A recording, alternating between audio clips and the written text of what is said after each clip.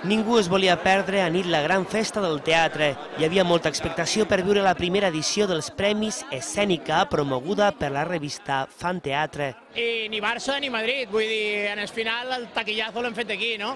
Estem molt contents, molt emocionats i el que ve ara és l'important de totes maneres. Joan Miquel Artigas i Rodó Gené van conduir una gala que va tenir una gran vencedora.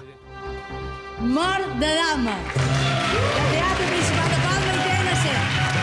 L'adaptació de l'obra de Llorenç Villalonga va endur-se 5 dels 12 guardons. Es va quedar el premi al millor espectacle teatral, direcció, dramatúrgia, escenografia i vestuari.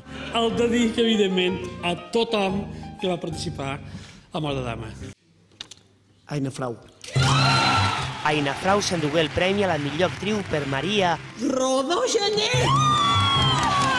I Rodó Gené va guanyar el guardó al millor actor per Solitari Oest. El moment més emotiu es va viure quan s'entregà el premi honorífic a títol pòstum a Catalina Valls, un premi que guardava una sorpresa per als espectadors. Avui el plenari de l'Ajuntament de Palma ha decidit posar el nom de Catalina Valls en el Teatre Municipal d'Espasser Mallorca.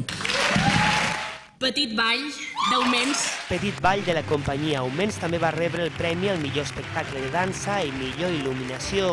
L'acte va comptar amb les actuacions dels menorquins Vuelta i Vuelta i la companyia de dansa del Teatre d'Alaró.